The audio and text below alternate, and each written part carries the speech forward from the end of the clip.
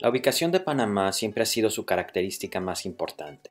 Desde que tenemos idea ha sido un puente de comercio, pero especialmente desde que fue colonizada por los españoles.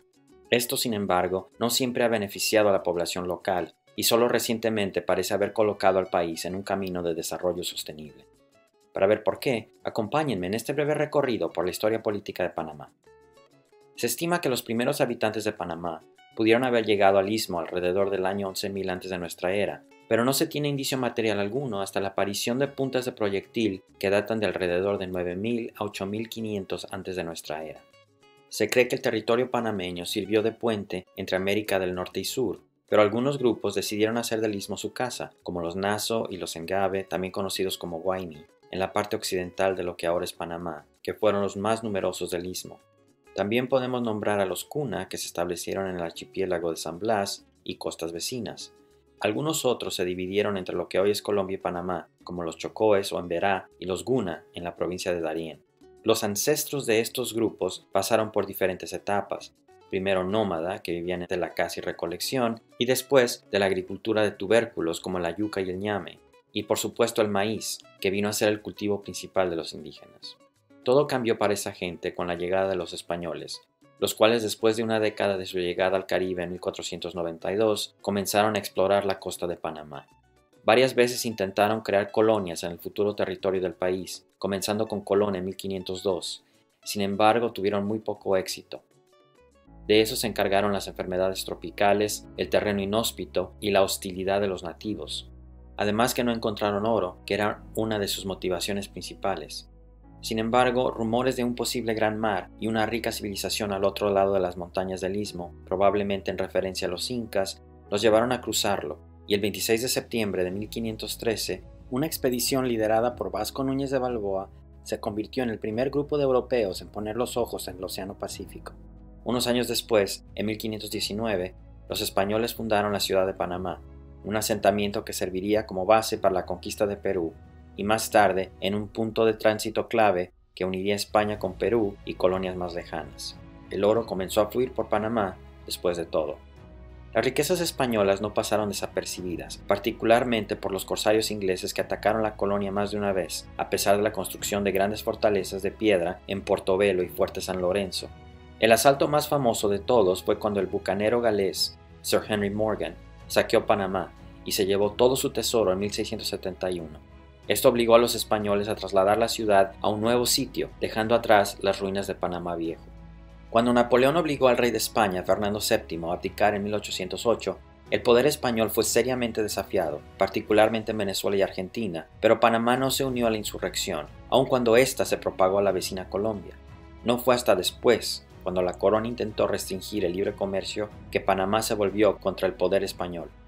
El primer momento de la rebelión ocurrió en la Villa de los Santos el 10 de noviembre de 1821, y según la leyenda fue encabezada por Rufina Alfaro, una mujer del lugar, aunque si ella realmente existió o no, todavía se debate.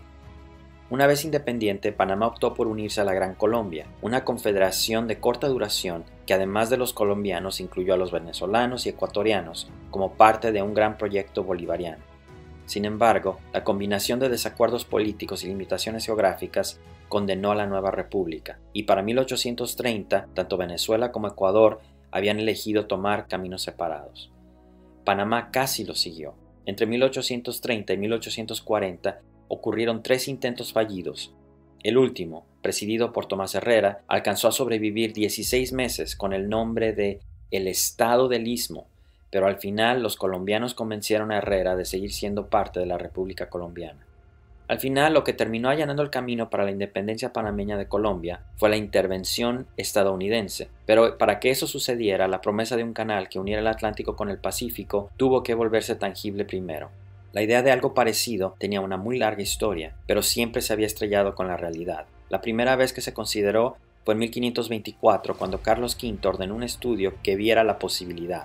Pero intentos más serios no se dieron sino hasta 1878, cuando los franceses obtuvieron una concesión del gobierno colombiano para construir uno, y enviaron a Fernand Marguis de Lesseps, el arquitecto del Canal de Suez, a emprender el proyecto.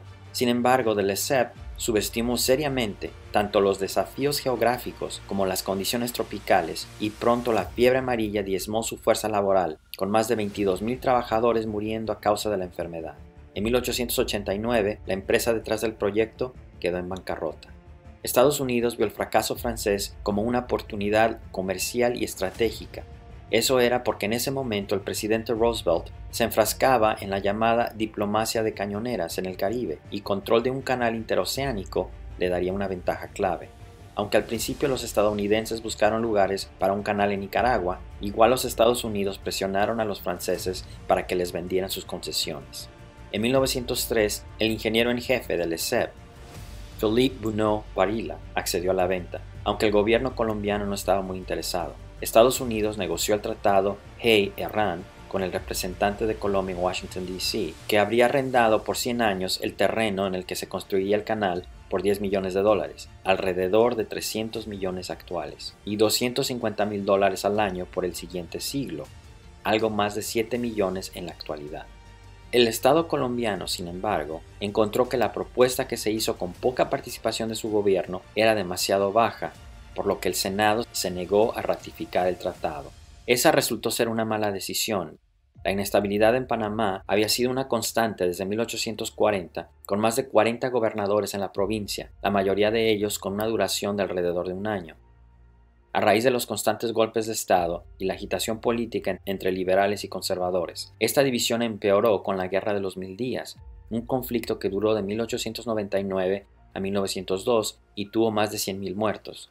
Mientras tanto, mientras el desorden político se desataba en Colombia, había una constante intervención estadounidense en Panamá. Estados Unidos había firmado el tratado Bitlack-Mayarino en 1846, que le había otorgado el derecho de paso a través del istmo y, por lo tanto, el derecho a intervenir para proteger la línea y el libre tránsito por el continente. De modo que en vísperas de la independencia de Panamá ya había habido una historia importante de intentos de secesión y de intervención estadounidense. Por lo tanto, cuando una junta revolucionaria proclamó la independencia de Panamá el 3 de noviembre de 1903, alentada por Bunau Varilla, los estadounidenses simplemente se aseguraron de que los colombianos no pudieran sofocar la rebelión con su armada y retirando estratégicamente los trenes que podían usar en la ciudad de Colón. Luego, Estados Unidos se aseguró de reconocer inmediatamente al nuevo país y colorín colorado. Solo 2 semanas después, el 18 de noviembre, EU y Panamá firmaron el tratado de Hay-Bunau Varilla, que era básicamente idéntico al acuerdo anterior con Colombia, excepto que otorgaba a Estados Unidos el control del canal a perpetuidad. La construcción del canal comenzó de inmediato, pero no fue fácil. Tomó todavía una década y esfuerzos masivos para erradicar los mosquitos en el área y con ello la fiebre amarilla, la muerte de 5.600 trabajadores, cantidades masivas de excavación y los esfuerzos de más de 56.000 trabajadores. Pero por fin, el 15 de agosto de 1914, el canal se abrió oficialmente al primer barco. Durante el resto del siglo XX, la política panameña estuvo dominada por una lucha por el poder entre la clase comercial urbana, mayoritariamente blanca, y grupos mayoritariamente no blancos, mestizos y negros, que se sentían excluidos de todos los beneficios de la nación. Durante el periodo de construcción del canal por Francia y Estados Unidos, se importó un gran número de trabajadores negros de habla inglesa de las islas del Caribe que terminaron como la clase baja en la región del canal. Aunque sus salarios eran bajos en comparación con los trabajadores blancos estadounidenses, constituían una élite laboral urbana en comparación con la población mestiza y negra de habla hispana de Panamá.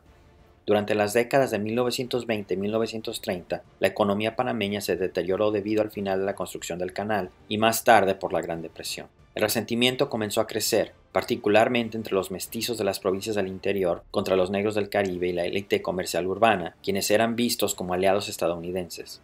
Este resentimiento cristalizó en 1923 con la formación de Acción Comunal, un movimiento que pretendía lograr el acceso de profesionales mestizos y jornaleros urbanos a los trabajos más lucrativos del canal, además de limitar la influencia estadounidense en el área, incluyendo el uso del inglés.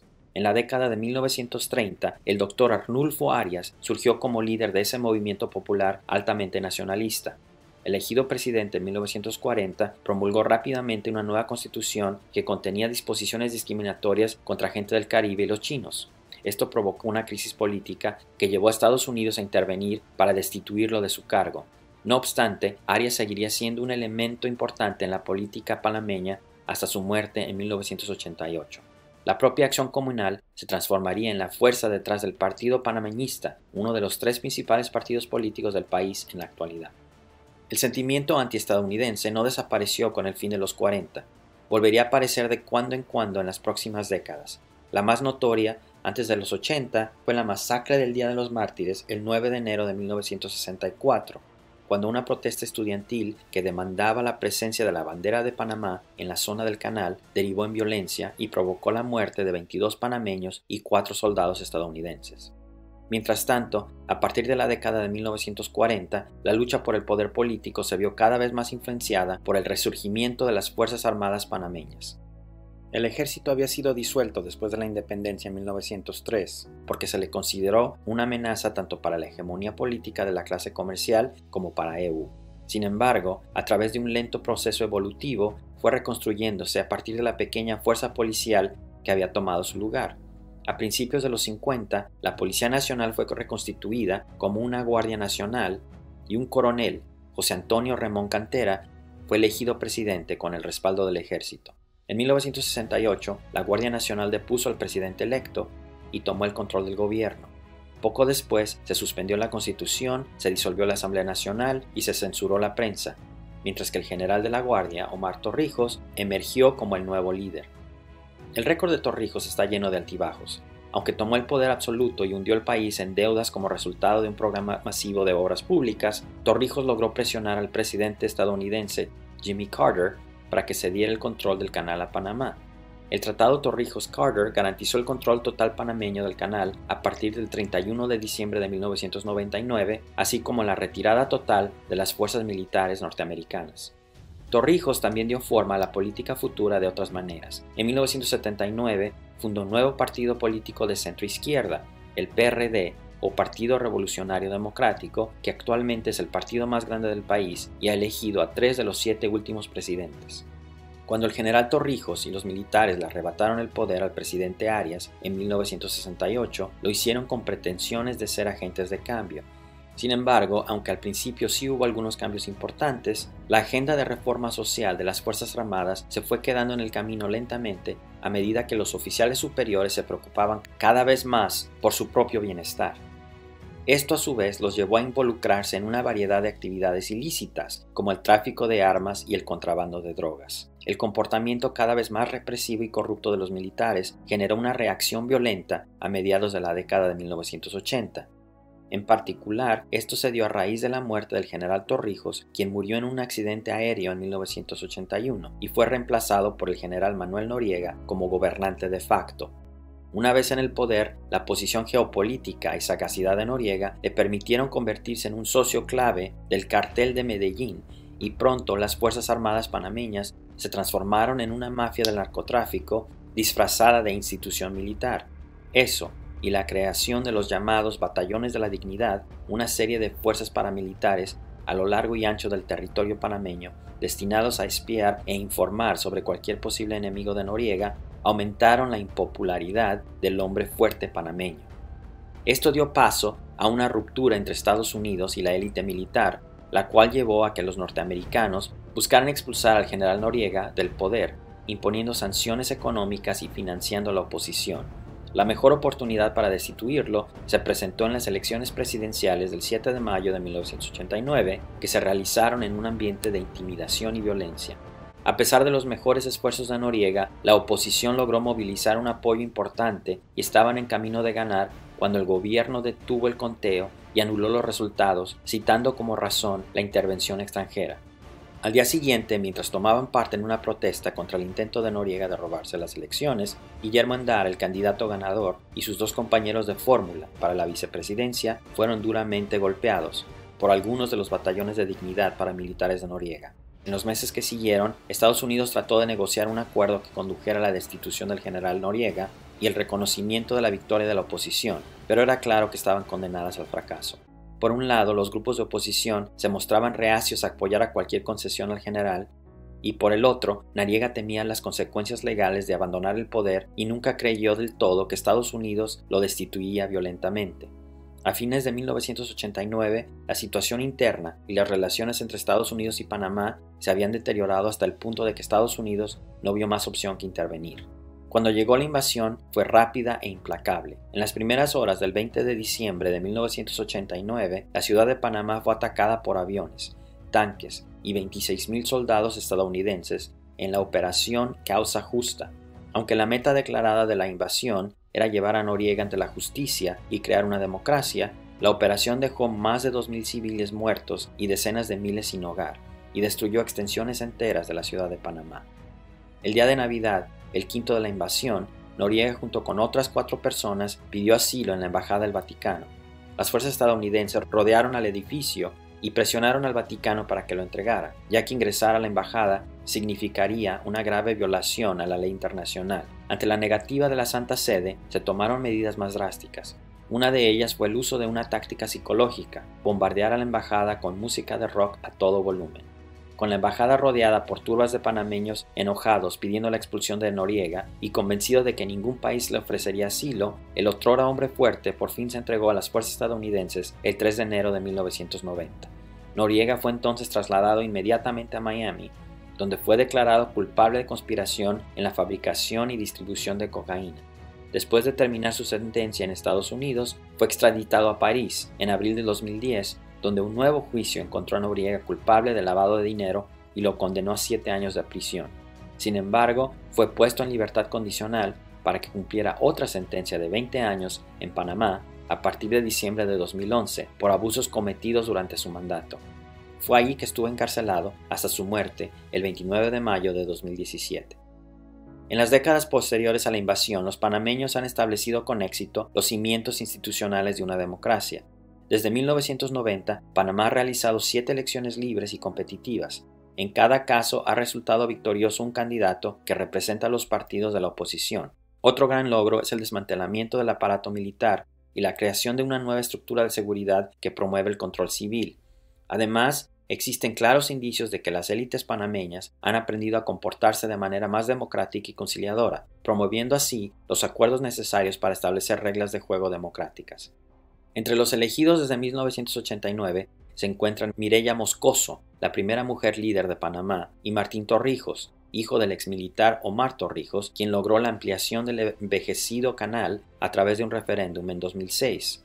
La persona que sucedió a Torrijos fue Ricardo Martinelli, un conservador pro-empresarial que presidió un auge del 8% anual y completó ambiciosos proyectos de infraestructura como el primer sistema de metro de Centroamérica.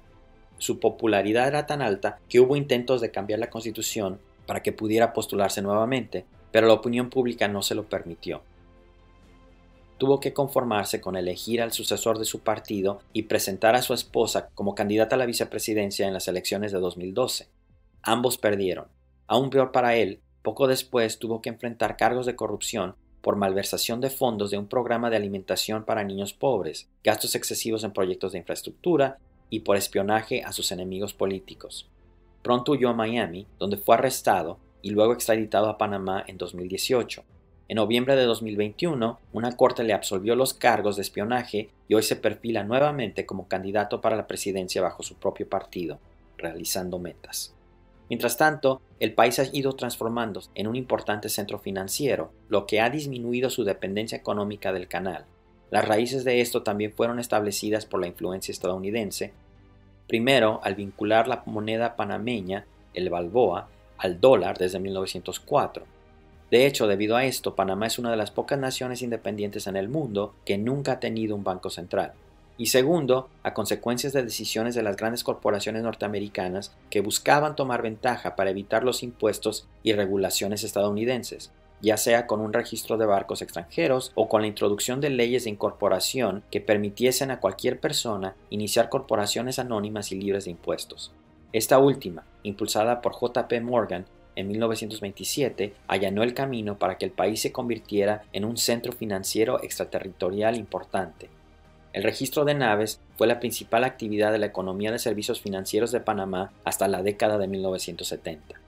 Tener un importante centro financiero, sin embargo, no está exento de problemas. En 2015, una fuente anónima filtró más de 11.5 millones de documentos de la firma de abogados panameña Mossack Fonseca, conocidos como los Papeles de Panamá, detallaron información financiera de líderes mundiales y figuras públicas que revelaron corrupción a una escala colosal. Mossack Fonseca había creado empresas ficticias que ayudaban a entidades e individuos de todo el mundo a eludir sanciones internacionales, cometer fraude y evadir impuestos. Esto resultó en el arresto de los dos fundadores y una gran vergüenza para el gobierno panameño, pero no tuvo mayor consecuencia para los políticos panameños, ya que ninguna de las figuras públicas del país estuvo involucrada en la filtración, aunque muchos en América Latina, incluyendo México y Argentina, sí lo fueron. En tanto, el actual presidente, Laurentino Cortizo, mejor conocido como Nito, fue elegido en 2019 en una reñida elección contra el partido panameñista. Cualquier esperanza que pudiera haber generado en ese momento se ha ido disipando, ya que se ha enfrentado a problemas masivos debido al COVID y no le ha ido particularmente bien. Algunas de sus políticas, como una cuarentena basada en el género donde solo las mujeres podían salir en ciertos días y los hombres en otros, crearon mucho resentimiento. No ayudó que la medida tuviera poco éxito, ya que los casos y muertos en Panamá continuaron creciendo. Hoy en día el mandatario tiene uno de los índices de aprobación más bajos de la región, entre 35 y 32%. La ubicación de Panamá siempre ha dado forma a su historia. Esto no siempre ha sido una ventaja para el país, pero a pesar de los desafíos, Panamá finalmente parece estar en el camino correcto, aunque queda mucho por hacer. La opción que tomen después de terminar la pandemia será crucial.